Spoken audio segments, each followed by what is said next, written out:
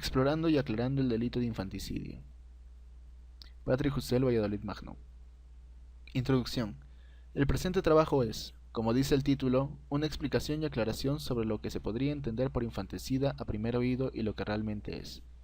Además de buscar explicar de manera más sencilla y coloquial lo que es el infanticidio legalmente, dado que existen muchas concepciones erróneas respecto al tema y esto muy posiblemente sea por la poca cantidad de material que explica estos supuestos legales complejos de manera sencilla.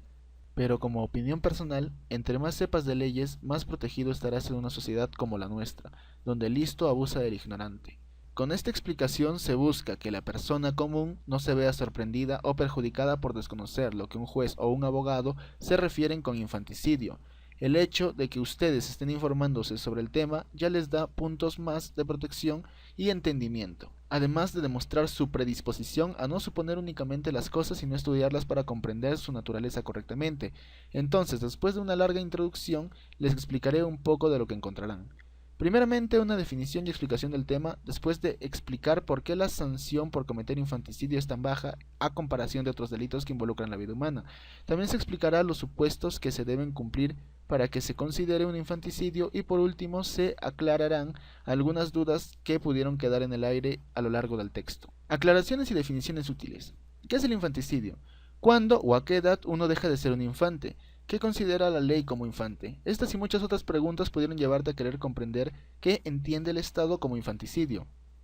En las calles y en conversaciones coloquiales no es raro escuchar que un infante y un niño sean usados como sinónimos. En parte hay razón en ello. Después de todo basta con una búsqueda rápida de los sinónimos de infante para encontrar a niño como un sinónimo infaltable, pues las etapas del ser humano, que han sido establecidas por especialistas ajenos a derecho, también concluyen en que la infancia y la niñez son lo mismo o similares. Entonces, ¿el infanticidio protege a los niños? No nos adelantemos. Si bien en general entendemos niño e infante como lo mismo, entonces el siguiente paso lógico es establecer cuándo se pasa de ser niño a adolescente. Aquí empezaremos con desacuerdos entre los especialistas en las etapas del ser humano. El rango en el cual se considera la adolescencia va desde los 10 a los 19 años. Otros consideran más etapas y las dividen en más porciones, dejando a la niñez entre los 1 a los 3 años y otros más intermedios dicen que la niñez termina a los 11 años. Entonces, ¿qué posición toma el Estado? Aunque a muchos les pese y sigan viendo como niños a sus hijos de 13 o 17 años, el Estado tiene la obligación de establecer un límite concreto y cuantificable. Esto para determinar correctamente cuándo aplicar o no una norma con respecto a la edad de los implicados. Entonces, ¿cuál es el límite? Pues dándole un vistazo a la norma podemos encontrar en el Código de los Niños y Adolescentes lo siguiente. Definición de niño. El artículo 1. Definición. Se considera niño a todo ser humano desde su concepción hasta cumplir los 12 años de edad y adolescente desde los 12 años de edad hasta cumplir los 18 años de edad. Código del Niño y el Adolescente, 2020. Entonces en el Perú será considerado niño cualquier persona desde su concepción hasta que éste cumple los 12 años. La verdad es que con esto se generan más dudas. Si es desde la concepción, entonces ¿por qué está permitida la pastilla del día siguiente? Si se entiende la concepción como la unión de óvulo y espermatozoide. Definición de concepción. Este es un tema cuando mucho polémico, pero para la norma la concepción será considerada a partir de la implantación del huevo cigoto en el útero. Las teorías del inicio de la vida son tres. La primera dice que la vida comienza cuando el óvulo y el espermatozoide se unen. Definición de concepción. Este es un tema cuando mucho polémico. Para la norma, la concepción será considerada a partir de la implantación del huevo cigoto en el útero. Las teorías del inicio de la vida son tres. La primera dice que la vida comienza cuando el óvulo y el espermatozoide se unen. La segunda cuando la unión viaja de las trompas de Falopio y se instala en el útero para comenzar su crecimiento. La tercera dice que la vida comienza cuando el resultado de esta unión comienza a tener actividad cerebral. Independientemente de la opinión de las personas, el Estado tiene la obligación de determinar una como la correcta o aplicable. Dado que no se puede esperar hasta que todos estemos de acuerdo en una teoría, el Estado adoptó la segunda, sustentándose en que al unirse el espermatozoide con el óvulo, no hay seguridad de que se cree un ser humano. Se ha visto muchos casos donde el espermatozoide y el óvulo se juntan y luego son expulsados por el cuerpo sin factores externos. Entonces, el Estado considera que no se puede considerar esto como inicio de la vida, pues no es seguro que se dé. En cambio, Cuando el resultado de la unión viaja hasta el útero y se implanta, es seguro que este ser ya implantado se estará formando para ser una persona. En este sentido, la concepción iniciará con la unión y terminará con la implantación, siendo que si no termina será una casi concepción o una concepción inacabada, pero no una concepción legalmente dicha. ¿Qué es el infanticidio? ¿En qué se diferencia el aborto y el parricidio? Son preguntas que seguro se generaron después de la explicación anterior, que seguramente te dejó más confundido. Es decir, si se considera al niño e infante como lo mismo, y luego me dicen que el niño es desde que se implanta en el vientre materno hasta los 12 años, entonces, si una mujer mata a su bebé o feto antes de que nazca, ¿es aborto o infanticidio? Muy buena pregunta, la verdad. Estas dudas deben rondar a la cabeza de aquellos que leen las normas y se confunden por la falta de claridad, y contradicciones aparentes en muchas. Pues bien, les daré a conocer un secreto guardado entre los que usan el derecho para ganarse la vida. Las personas que escriben las normas son humanas. Las normas que tenemos son miles, y por ello es imposible que alguien conozca todas y que pueda escribir de tal manera y teniendo la seguridad de que no tocará o contradecirá alguna otra. Por ende, los problemas como este se ven a menudo. Pero como el Estado y los usuarios del derecho no se pueden excusar en la falta de claridad, requieren llegar a consensos que determinen qué se entenderá y cómo se aplicarán estas normas, llamado doctrina. Es algo injusto para las personas ajenas a ganarse la vida con el derecho, dado que si buscan claridad en las normas públicas, ellos pudieran entender una cosa, pero el acuerdo entre abogados, jueces y Estado puede ser distinto a lo que comprendiste. Por ello, siempre será mejor que se consulte a un abogado sobre dudas en la norma. En base a este secreto, ahora revelado, cabe aclarar que los usuarios del derecho han separado la niñez en tres. El Estado dice que protegerá a los niños desde su concepción. Entonces debemos entender que el niño dentro de la madre y el niño ya nacido tienen distintas necesidades y no pueden ser englobados en un solo conjunto. Como ya mencioné, estas etapas de niñez se separan en tres, que a la vez muestran relación con las etapas de la vida humana. ¿Etapas de la vida humana? Sí, etapas de la vida humana. La vida humana dependiente, como sabemos, es el ser humano que tiene la vida humana dependiente. Como sabemos, el ser humano tiene una etapa donde depende de su madre, y solo de su madre para sobrevivir. Con esto, claro, nos referimos a la etapa de formación. Cuando el ser humano es un feto e incluso momentos antes de su nacimiento, depende totalmente de su madre, es decir, no se la puede sacar de la ecuación y nadie la puede reemplazar. La vida humana independiente es después del parto, y de que el niño salga del útero materno, se le considerará independiente, pues no dependerá exclusivamente de su madre nuevamente. ¿Cuántas veces vimos que un niño nace y la madre muere dándole a luz? En caso de la vida humana dependiente, esta muerte mataría también al niño. Pero en el caso de la vida humana independiente, si la madre muere, no afectaría al niño, siendo que éste ya nació, y si bien sentirá la falta de su madre, su vida, en un sentido literal, ya no estará ligada a la de su madre. Entonces, una vez aclarado esto, se puede diferenciar por etapas la aplicación de cada norma. El aborto, entonces, se aplicará en los casos donde se atente con la vida humana dependiente. El parricidio se aplicará cuando se atente contra la vida humana independiente. Pero entonces, ¿dónde queda el infanticidio y la tercera etapa? Efectivamente, en esa pregunta se encuentra la respuesta. El infanticidio se aplicará cuando se atente contra la vida en la tercera etapa, la cual sería la etapa de transición, es decir, la etapa intermedia entre la vida humana dependiente e independiente. La etapa del parto, como nos señala el artículo referente al infanticidio. El infanticidio, artículo 10. Infanticidio, artículo 110. La madre que mata a su hijo durante el parto, o bajo la influencia del estado puerperal, será reprimida con pena privativa de libertad no menor de 1 ni mayor de 4 años, o con prestación de servicio comunitario de 52 a 104 jornadas. Como podemos ver, la norma dice, la madre que mata a su hijo durante el parto. De esto podemos concluir que la única que puede cometer infanticidio es la madre, y para que sea infanticidio debe ser durante el parto o bajo la influencia del estado puerperal. Aquí debemos aclarar muchos más puntos. ¿Cuándo inicia el parto? ¿Qué es el estado puerperal? ¿Por qué solo la madre puede cometer infanticidio? ¿Por qué la pena es tan baja? ¿Cuándo inicia el parto? Como mencionamos anteriormente, existe, al igual que con la concepción, múltiples teorías de inicio de parto. Es requerido el saber cuándo exactamente inicia y cuándo exactamente acaba para su enmarcación, puesto que si el niño muere por causa de la madre, se tendrá que penar o por aborto o por infanticidio, y como veremos después, las penas son distintas. Existen dos teorías principales del inicio del parto.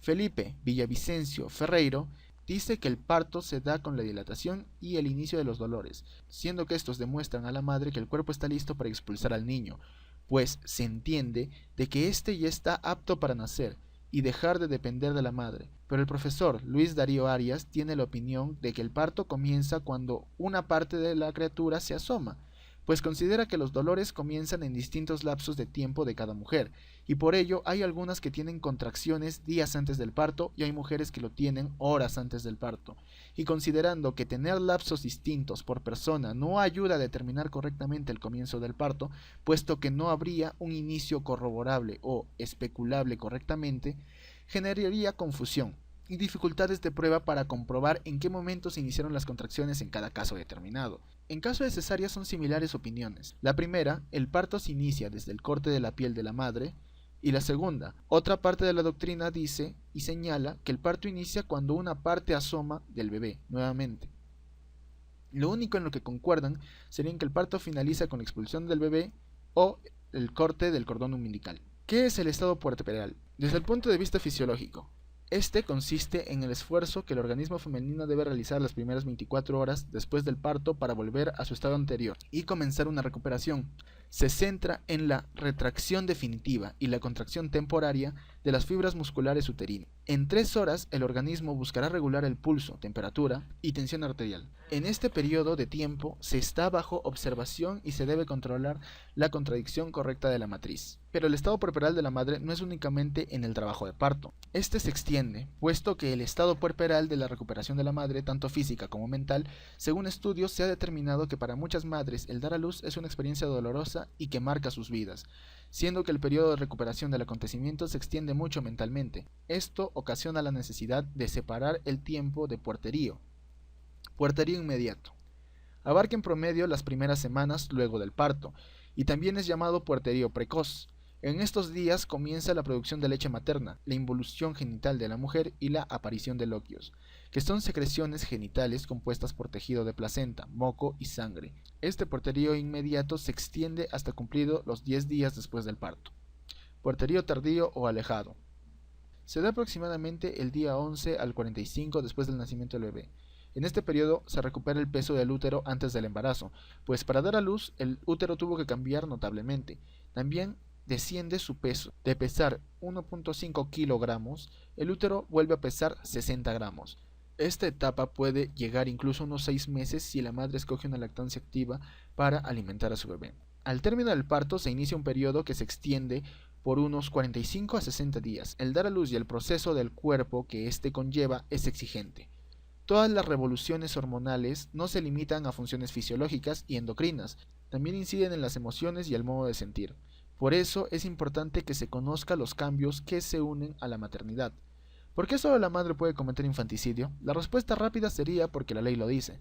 Pero, para ser más específicos, es porque, como he explicado antes, el delito de infanticidio lo que busca es sancionar a la madre por matar a su hijo, pero a la vez tener en consideración su estado de haber dado a luz. Nuestra legislación prohíbe el penar a una persona que no tiene uso de razón o que no discierne sus acciones, pues él no puede cometer delito, dado que no sabe lo que está cometiendo. Por ello, los legisladores se dieron cuenta de que luego de que algunas mujeres dieron a luz, las hormonas secretadas por sus cuerpos para llevar a cabo este proceso requerían un tiempo para volver a su estado normal, y mientras tanto el comportamiento de las mujeres podría experimentar este cambio.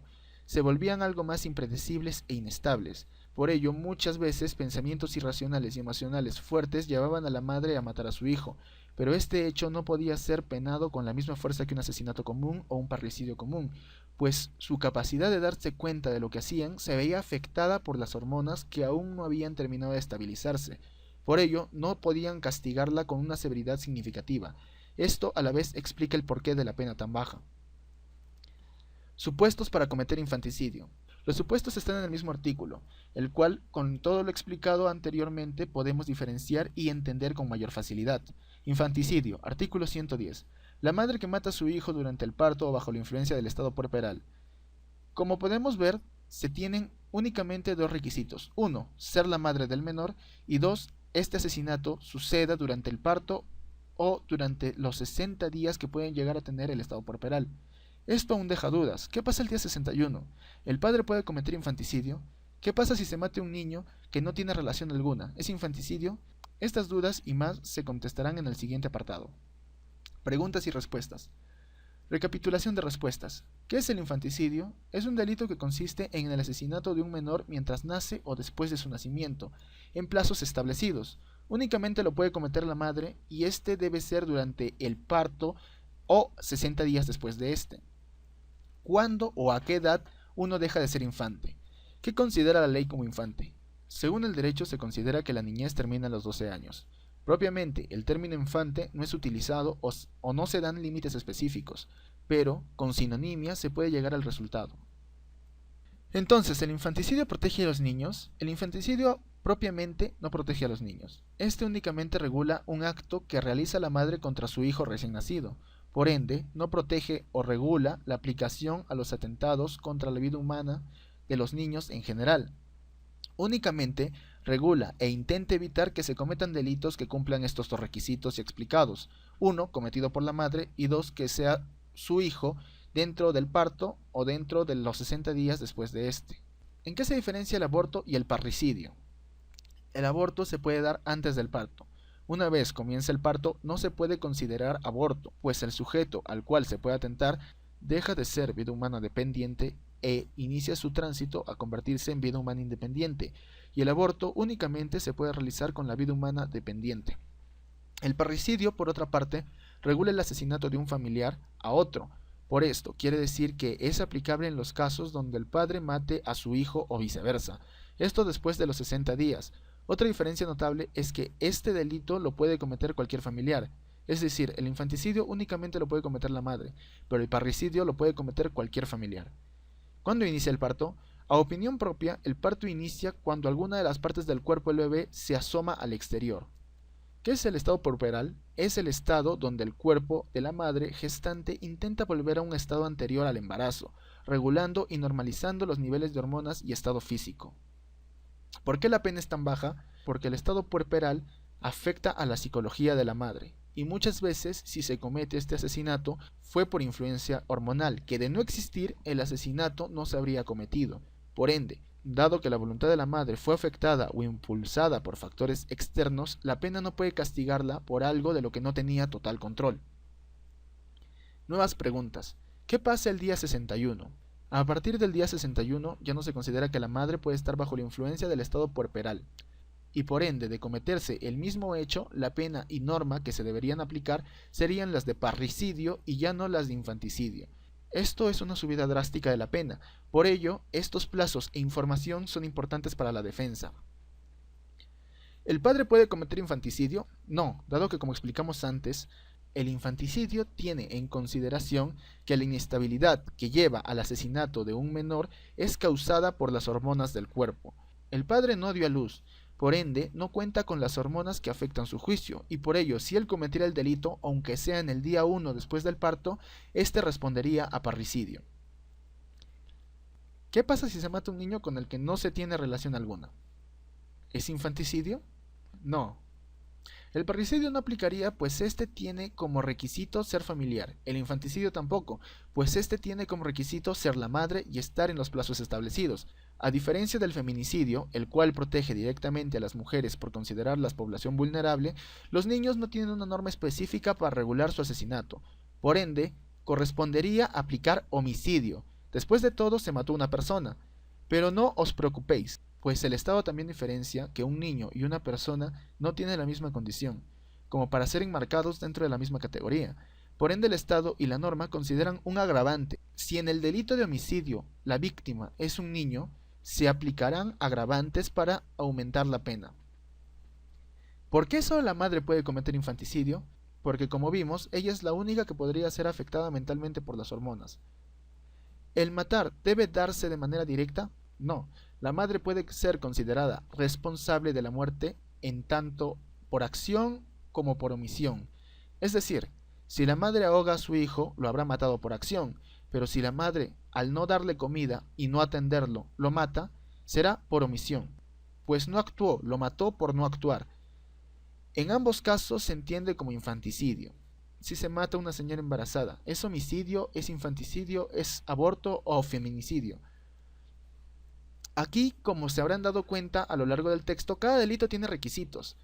En el presente caso no puede ser infanticidio, pues la madre fue asesinada. Ella no asesinó al menor, entonces no es infanticidio. Homicidio es aplicable dado que se mató a una persona y no hay otros requisitos.